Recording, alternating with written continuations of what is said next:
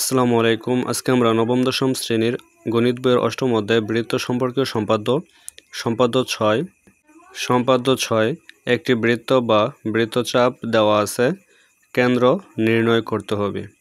তো এক্ষেত্রে প্রথমে আমরা কেন্দ্র নির্ণয় করার জন্য একটি বৃত্ত অঙ্কন করে নিব। যে কোনো ব্যাসার্ধের একটি বৃত্ত আমরা অঙ্কন করে নিই আগে।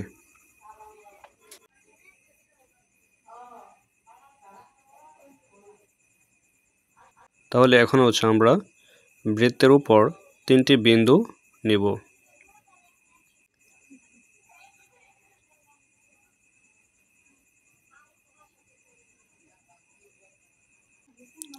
মনে করি বৃত্ত 3টি যথাক্রমে এ, বি, সি।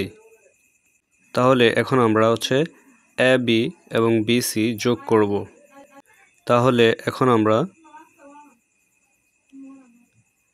এ, বি যোগ করলে পাই এ, বি যা, এবং বি ও সি যোগ করলে পাই বি, সি যা। এখন তাহলে আমরা এ, বি ও বি, সি যা দ্বয়ের লম্ব দ্বিখণ্ডক বের করব। লম্ব দ্বিখণ্ডক বের করার জন্য আমরা এ, বি এর অর্ধেকের বেশি ব্যাসার্ধ নিয়ে বিকে কেন্দ্র করে এ, বি এর উভয় পাশে একটি বৃত্তচাপ অঙ্কন করি। আবার একই ব্যাসার্ধ দ্বারা একে কেন্দ্র করে এ ও বি এর উভয় পাশে আরেকটি বৃত্তচাপ আঁকি।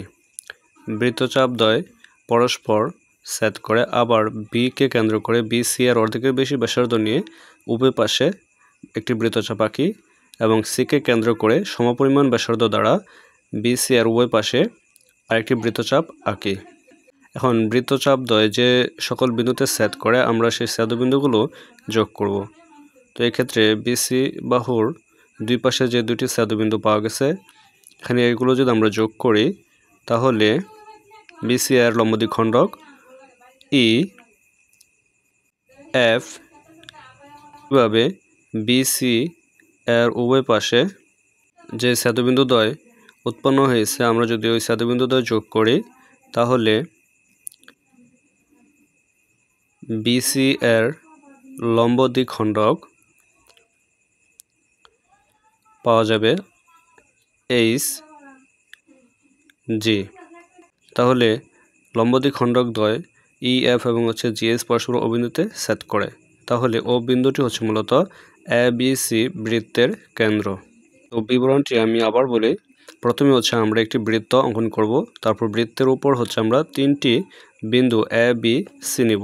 তারপর এ, বি এবং বি, সি যোগ করব।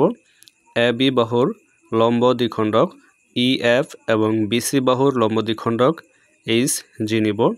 এরা পরস্পর ও বিন্দুতে ছেদ করে। তাহলে এই ও বিন্দুটি এ বি সি বৃত্তের কেন্দ্র।